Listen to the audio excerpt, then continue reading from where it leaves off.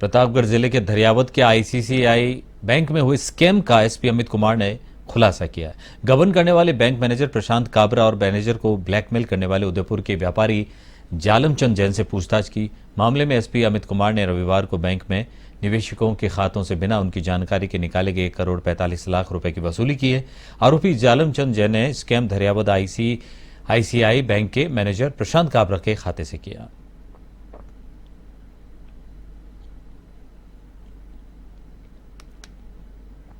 दौरान अनुसंधान ये तथ्य सामने आए कि लंबे समय से बैंक को जो ऊपर से इनके अन्य बैंकिंग सुपरवाइजरी अधिकारी, सीनियर अधिकारियों द्वारा जो टारगेट दिए जा रहे थे करंट अकाउंट, सेविंग अकाउंट को मेंटेन करने के, उसमें एक निश्चित रकम जमा होने की, इसके अलावा एफडी खुलवाने के, इसके अलावा गोल्ड लोन एक निश्चित मात्रा में उनके अकाउंट मेंटेन करने में, उनको लेकर कई सारे आंकड़ों को मैचिंग करने में गड़बड़ियां हुई।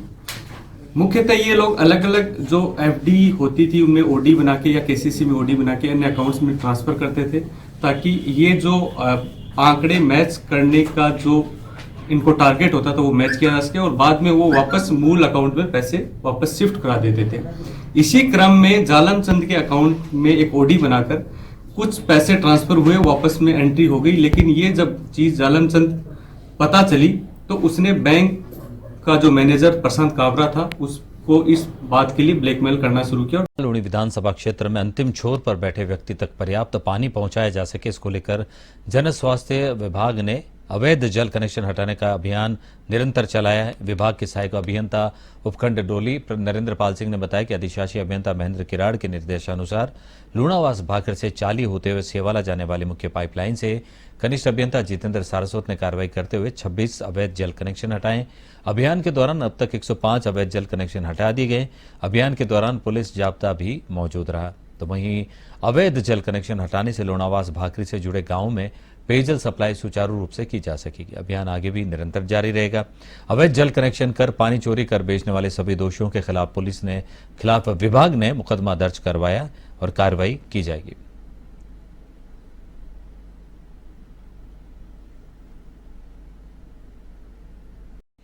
जयपुर के रामबाग गोल्फ क्लब में जयपुर विकास प्राधिकरण ने बड़ी कार्रवाई को अंजाम दिया है। रामबाग गोल्फ क्लब एरिया में बने अवैध निर्माण को जेडीए की प्रवर्तन शाखा के अधिकारियों ने बुलडोजर से ध्वस्त किया। यह निर्माण करीब 2,500 वर्ग फीट का था, जो जयपुर विकास प्राधिकरण की जमीन पर किया गया था। तो जयपुर विकास प्राधिकरण के प्रवर्तन अधिकारी नवरत्न ने बताया कि सरकारी जमीन पर गोल्फ क्लब ने अवैध अतिक्रमण कर लिया था।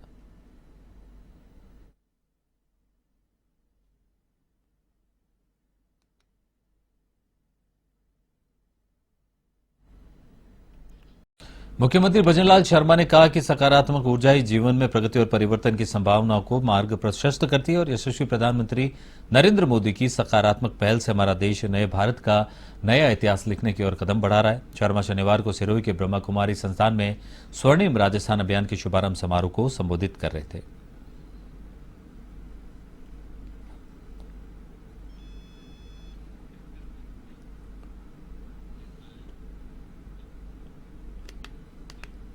राष्ट्रीय राजमार्ग जयपुर कोटा पर स्थित बनास पुलिया के डिवाइडर से एक अनियंत्रित कार जोरदार टकरा गई, जिसमें एक व्यक्ति की मौत हो गई और 5 अन्य घायल हो गए। सूचना के बाद बरौनी थाना प्रभारी ओम प्रकाश चौधरी मौके पर पहुंचे और घायलों को शहादत अस्पताल टोंक पहुंचाया। थाना प्रभारी ओम प्रकाश चौधरी ने बताया कि हादसे में सभी घायलों को अस्पताल भिजवाया गया, जहां चिकित्सकों ने शांतिलाल को मृत घोषित कर दिया। गंभीर घायल नमन, प्रवीण, दिनेश, नारायण, रेखा को जयपुर एसएमएस के लिए रेफर कर दिया गया। सभी कार में सवार होकर हरिद्वार से उदयपुर जा रहे थे।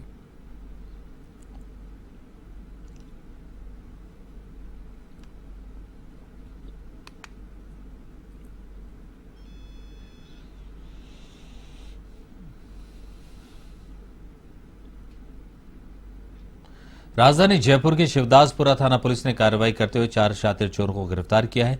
गिरफ्तार चारों आरोपी निर्माणाधीन मकानों से sanitary light fitting marble cutter machine की चोरी करते थे। पुलिस को आरोपियों के कब्जे से वॉश बेसिन, मार्बल घिसाई, कटर मशीनें, वायर के बंडल और बरामद हुए और घटना में काम में ली गई बोलेरो कार भी जब्त की गई है।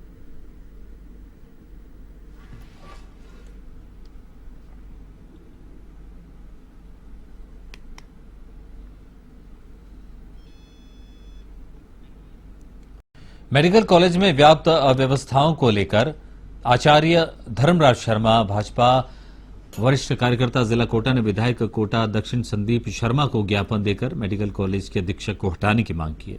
ज्ञापन में बताया गया कि आए दिन मरीज और तामीरदारों को काफी परेशानियां हो रही है, सफाई व्यवस्थाएं भी ठीक नहीं है, लोग पर्ची के लिए इधर उधर भटकते रहते हैं। इस पर विधायक ने आश्वासन दिया कि शीघ्र ही कार्रवाई की जाएगी।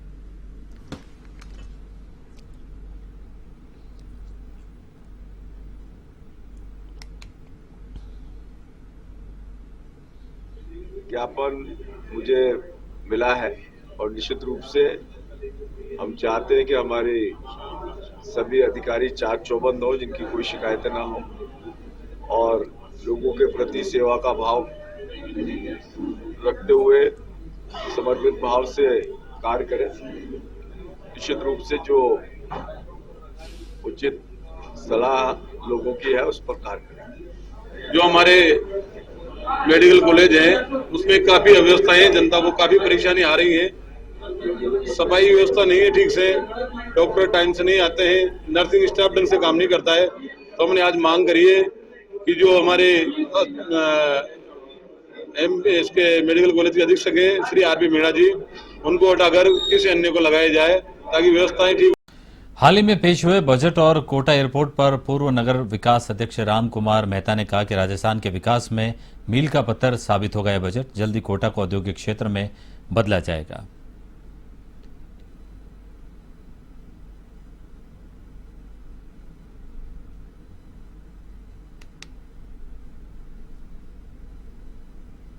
बजट बड़ा संतुलित है और राजस्थान के विकास में एक मील का पत्थर साबित होगा।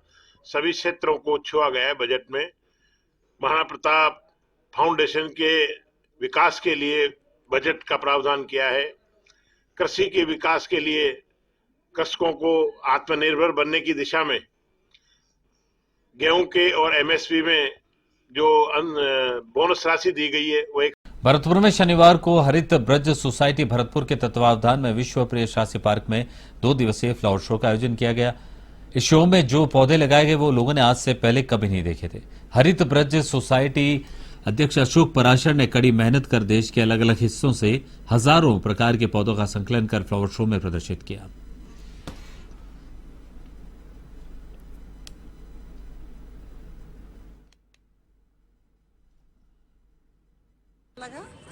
और पता चला कि भरतपुर में लोग पर्यावरण के प्रति कितने जागरूक हैं। भरतपुर में ये शायद पहला ही शो है, यहाँ इतनी वैरायटी के पुष्प वगैरह देखने को मिले हैं।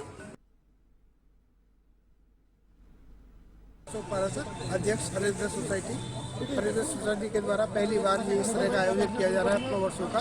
इसका उद्देश्य ये है कि हम जो है प्रकृति से जुड़े, पर्यावरण के प्रति सजगता लाएं और विद्यार्थी वर्ग जो है पेरेंट्स अभिभावक को ज़्यादा से ज़्यादा ऑर्गेनिक खेती की तरफ और पर्यावरण की शुद्धता के लिए और बच्चों का जो है मोबाइल वगैरह का स्क्रीन टाइम कम करने के लिए जो है हमारा ये प्रयास हुआ है। ये काफ़ी अच्छा लगा हमको। काफ़ी जगह सेल्फी पॉइंट भी बनाया हुआ है जहाँ पे कि हमने सेल्फी भी ली है।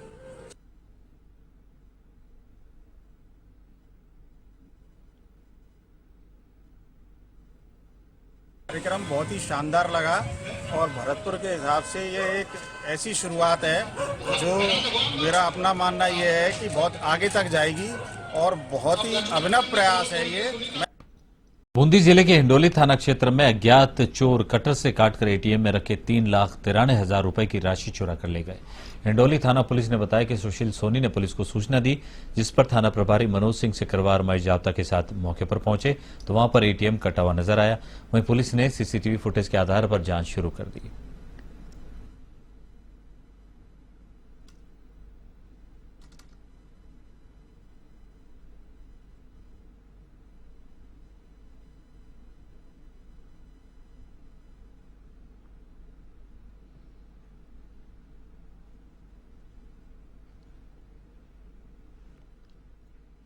अशोकनगर में central bank of India bank के बगल में जो एटीएम है उसको काट के उसके अंदर से करीब 3,93,500 रुपए निकाल के ले गए हैं अज्ञात चोर। इस संबंध में अभी सीओ साहब भी बता रहे थे। इसके अलावा एमओबी टीम हमारी और साइबर टीम ये सभी यहाँ आई है। टेक्निकल अनुसंधान भी किया जा रहा है, सीसीटीवी फुटेज वगैरह देखे जा रहे हैं और जैसे भी अगली वो सुराग मिलेगा इंफॉर्मेशन दिया जाएगा।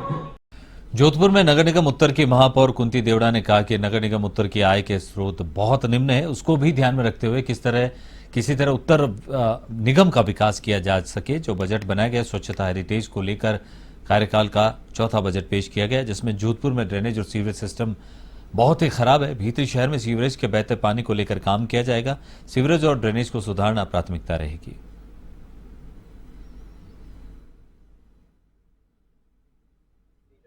देखिए, बजट कम इसलिए हुआ है कि पूर्व में हमारी सरकार थी और हमारा ये एक गाइडलाइन नियम होता है कि जो भी हम यहाँ बजट पारित करते हैं या उसके प्रस्तावों में जो हम लेते हैं तो वो कुछ उसका अंश हम सरकार को भी भेजते हैं ताकि वहां से हमें अनुदान मिल सके और उसमें तो इसलिए वो बजट कई बार बढ़ जाता है। इस बार हमें उम्मीद राज्य सरकार से इतनी थी नहीं और इसलिए हमने हमारे स्वयं की आय से और आने वाले समय में चाहे यूडी टैक्स या अन्य आयों के माध्यम से जो हमारी आय होगी।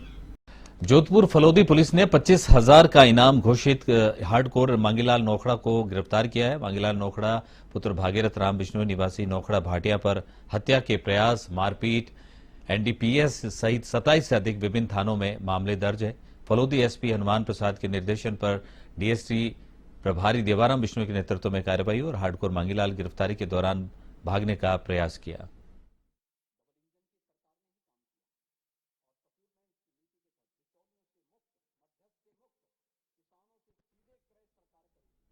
झुंझुनू के दोराना गांव में दिवंगत शिक्षा प्रेमी दंपति हरकौरी देवी और नौरंगराम डूकिया की मूर्ति का अनावरण पूर्व प्रतिपक्ष नेता राजेंद्र राठौड़ और हरियाणा में सूचना आयुक्त प्रदीप सिंह शेखावत ने किया।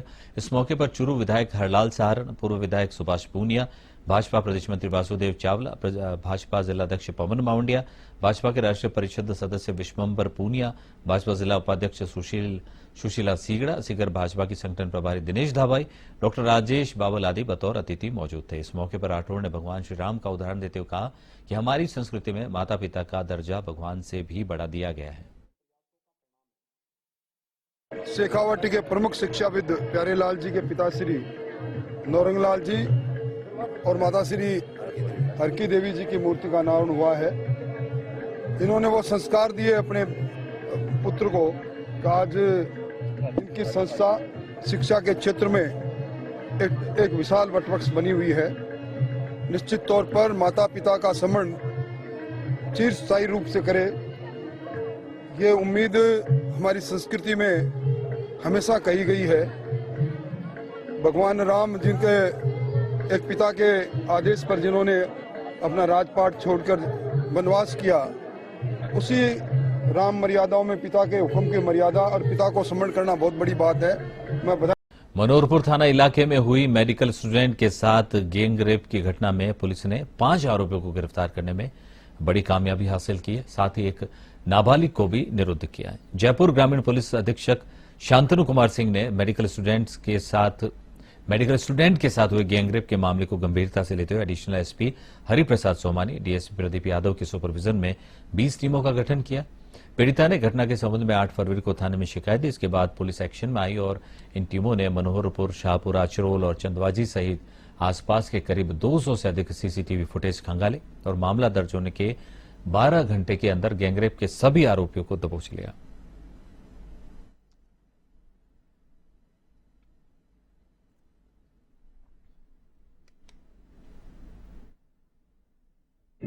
ये जो जैसा कि आपको विदित है कि कल जो मनोहरपुरा थाना में जो अभियोग पंजीबद्ध किया गया था, इसमें अभी तक हमने संपूर्ण अनुसंधान तीव्र गति से कर 6 व्यक्तियों को आरोपित किया और सभी को हमने 5 व्यक्तियों को गिरफ्तार कर लिया, 1 व्यक्ति को डिटेन कर दिया। घटना कब की थी? ये आपने जैसे होगा 1 माह पहले की घटना बताई गई थी, उसके संदर्भ में निष्पक्ष और तीव्र गति से अनुसंधान कर लिया गया, 5 व्यक्तियों को गिरफ्तार कर लिया। रतनगढ़ पुलिस ने बड़ी कार्रवाई करते हुए एक घर के तहखाने में चल रही शराब की अवैध फैक्ट्री को पकड़कर लाखों रुपए की नकली शराब, सामान और स्प्रिट जब्त किया है। पुलिस ने आबकारी एक्ट सहित विभिन्न धाराओं में मामला दर्ज कर जांच शुरू कर दी है। मामले के अनुसार सीआई सुभाष बिजारणिया को गश्त के दौरान मुखबिर से सूचना मिली कि रतनगढ़ के गांव रूखासर में हार्डकोर अपराधी प्रहलाद सिंह अपने घर में स्पीड से अवैध शराब बनाने का काम करते हैं और आरोपी के खिलाफ पूर्व में भी एनडीपीएस एक्ट सहित कई मामले दर्ज हैं।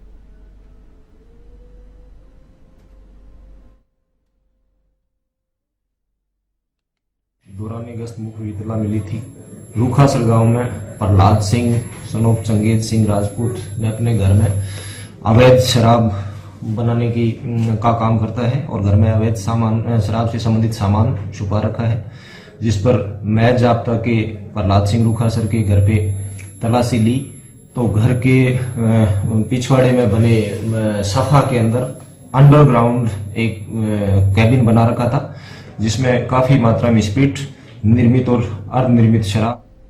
धौलपुर जिले के बाड़ी शहर के सेपो रोड पर ब्रिजेश गार्डन के पास 11 केवी लाइन पर रिपेयरिंग का काम करते समय अचानक करंट दौड़ने से एक लाइनमैन की मौत का मामला सामने आया।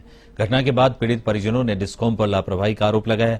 वहीं डिस्कॉम के अधिकारी मौके पर नहीं पहुंचने से परिजनों और कुशवाहा समाज के लोगों में आक्रोश देखा जा रहा है। घटना के बाद पुलिस ने शव को मोर्चरी में रखवाया और पोस्टमार्टम की कार्रवाई की जा रही है।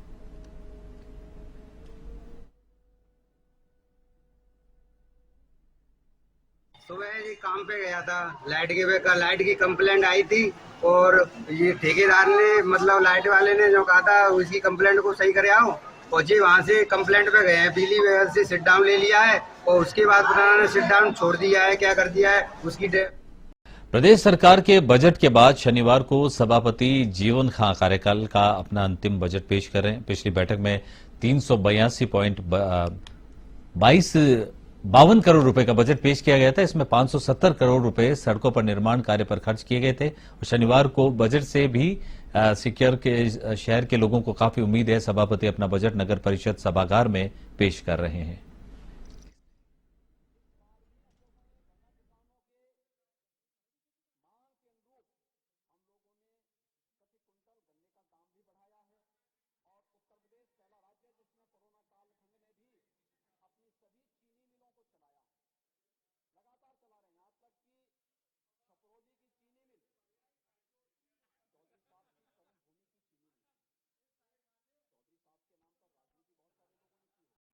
शिक्षा नगरी कोटा में आज एक प्लॉट में पानी के कारण डूबने से 2.5 साल के मासूम बच्चे की मौत हो गई, जिसको लेकर परिजनों ने आज मोर्चरी के बाहर काफी हंगामा किया और यूआईटी प्रशासन की लापरवाही बताई। वहीं भाजपा नेता और स्थानीय प्रशासन भी परिजनों के साथ धरने पर बैठे और मुआवजे और यूआईटी पर कार्रवाई की मांग की।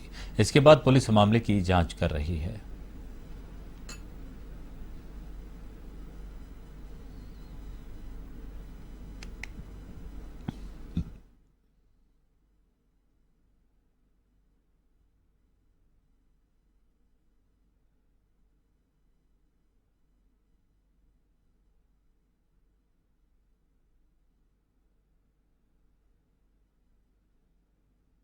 आज यूआईटी को पाबंद किया है। जिला कलेक्टर साहब से भी बात हुई है।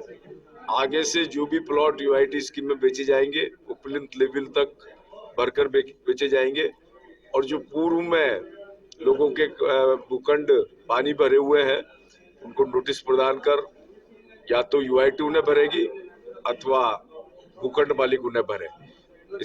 इसकी जिम्मेदारी तय हो और जिस भूखंड में डूबने से बच्चे की मृत्यु